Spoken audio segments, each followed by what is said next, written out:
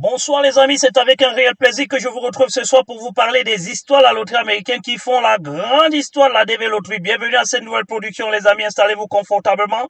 Nous allons parler de ce sujet enfin parce qu'il y a des nouvelles. Les nouvelles qui ne sont pas bonnes pour certains, mais naturellement j'ai été dans beaucoup de forums où j'ai vu des personnes un petit peu moins compréhensives qui pensent que c'est mieux, c'est bien parce que ça va augmenter le nombre de probabilités ou alors de chances pour être sélectionné. Alors revenons donc rapidement, vous avez compris certainement, il s'agit de ces fameux augmentations ou alors mise en place des frais d'inscription à l'immigration. Alors les amis, sachez que c'est officiel. Je vais vous le montrer déjà. Le texte de loi qui a été signé ou alors qui a été déjà voté par la Chambre des représentants, il faut très bien comprendre cela parce que comme dans tous les pays, il y a deux chambres, il y a toujours la Chambre des représentants et la Chambre du Sénat. Et dans d'autres pays, je pense qu'on parle des députés et puis on parle des sénateurs.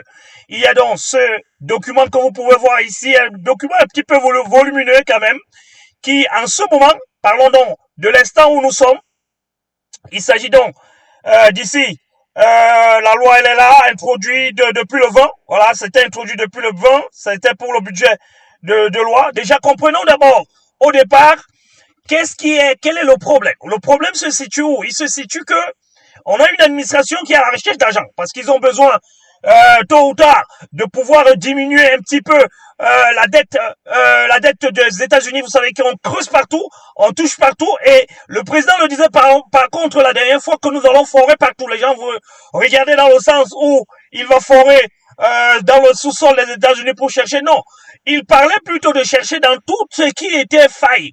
Et comme en ce qui concerne la loterie, on le lui avait déjà donné l'information par le passé que la loterie apportait énormément d'argent. Et là, il est insatiable. Il cherche partout où il peut normalement trouver quelque chose.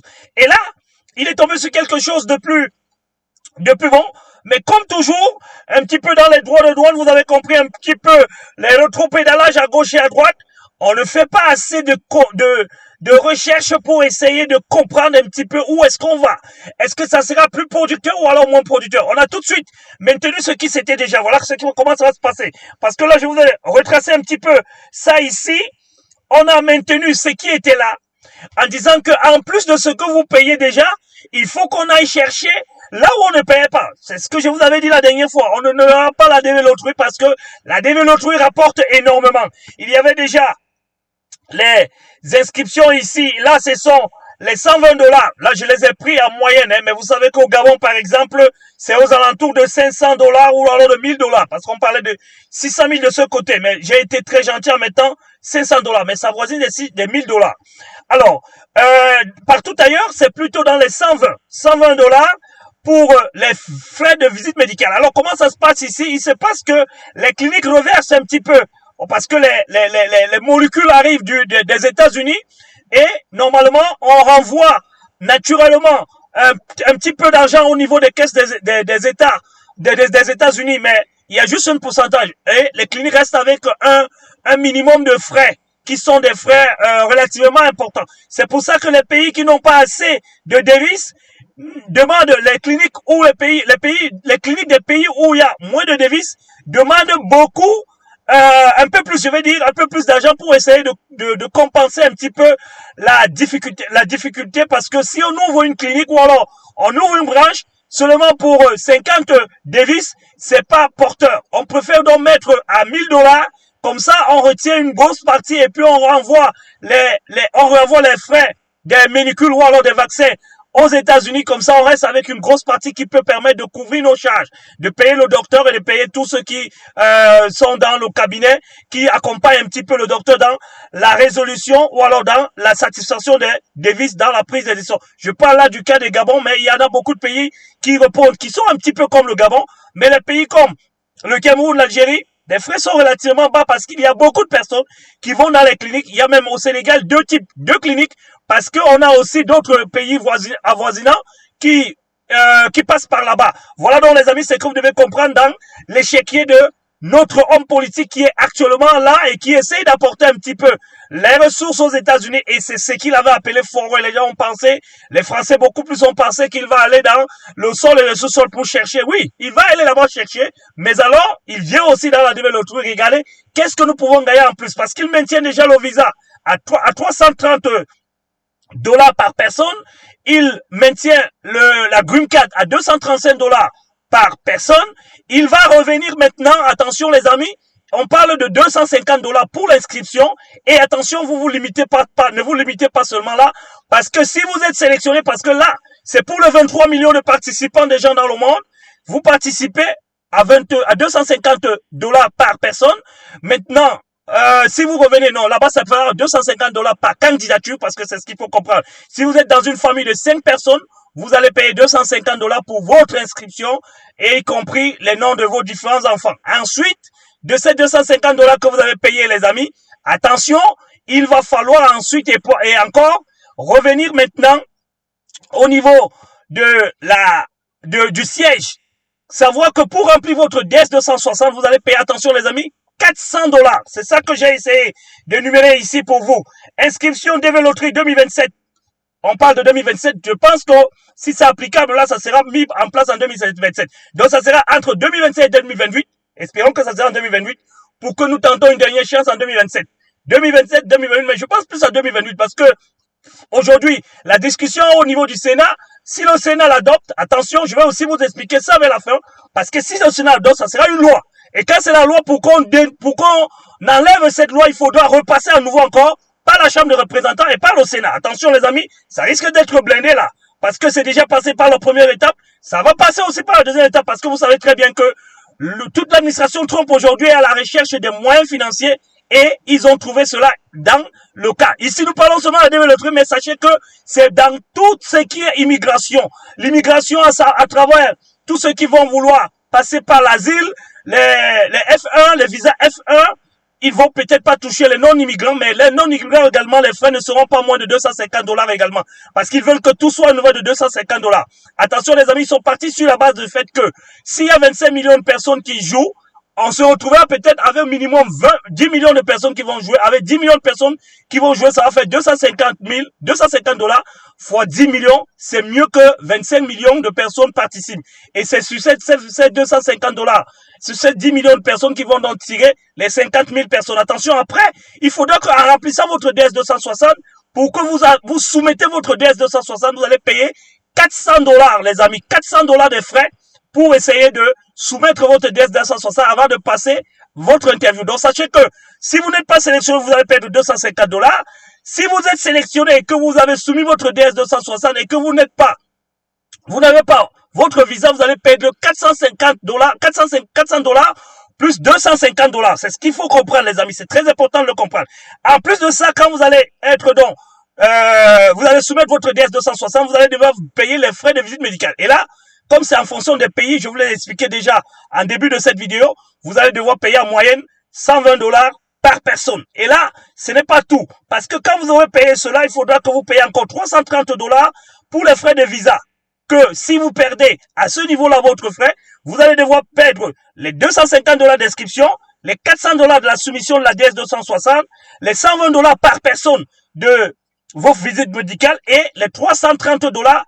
Tous ces frais ne sont pas remboursables, les amis. Donc, faites attention. On a l'habitude de vous le dire encore. Là, on perdait 350 dollars plus 120 dollars, on pleurait. Imaginez donc ce qui va se passer désormais. Alors, les amis, il faut comprendre que si vous avez donc votre visa et que vous arrivez aux États-Unis, vous allez payer les 235 dollars des frais de visite médicale. Alors, des frais de Dream Card. Alors, comprenons donc que cela représente donc 1180 dollars pour un célibataire. Donc, pour une seule personne célibataire, ça va être à 1085 dollars par personne, soit 5345 dollars pour une famille de 5. Nous avons essayé de prendre un petit peu pour une famille de 5. Ça, sans compter le billet d'avion, sans compter également tout ce que vous devez venir faire pour pouvoir vous installer aux États-Unis. Voilà, les amis, l'information que je tenais absolument à vous dire que c'est parti, parce que nous préférons encore ne pas rentrer dans ce qui est dit en bas. Nous préférons attendre que la Chambre des représentants valide. Comme elle a validé, elle a soumis au niveau du Sénat. Le Sénat est en train de discuter en ce moment dont je vous parle et il y a probabilité, il y a possibilité pour que demain ou après-demain ou dans une semaine, je ne sais pas, que la loi soit adoptée. Parce que ça, c'est l'adoption. La loi a été déjà acceptée. Il faut maintenant qu'elle soit adoptée. Et je vous le dis, les amis, elle sera adoptée. Ça, c'est sûr et certain qu'elle sera adoptée. Maintenant, la question se pose, et c'est là où nous croisons les doigts, pardon. Est-ce que la demande sera acceptée seulement à ce prix? Ou alors, est-ce que ça sera revu? Je pense qu'il y a des débats qui sont en ce moment en cours. Il y a des personnes qui pensent qu'il faut réduire parce que si on ne réduit pas, on va déséquilibrer un petit peu cette immigration qu'on appelait l'immigration qui faisait l'équilibre au niveau des races, au niveau des nationalités également. On risque de tuer un petit peu cet équilibre-là. Il y a donc lieu de penser que est-ce que les Africains doivent payer un montant différent des Européens? Est-ce que les Européens doivent payer un montant différent, ainsi de suite? Voilà les questions. Est-ce qu'il y aura un montant par région? Les questions sont donc en ce moment en débat. Est-ce qu'il faudra que tout le monde paye? Mais s'il faudra que tout le monde paye, est-ce que tout le monde est capable de payer les 250 $? Probablement, nous espérons peut-être qu'ils vont diviser la poire en deux pour que ça puisse se faire comme ça, les amis. Restons focus. Nous allons revenir sur cette information-là. Nous avons eu toutes les informations et je vais mettre le lien que voici en commentaire si vous voulez.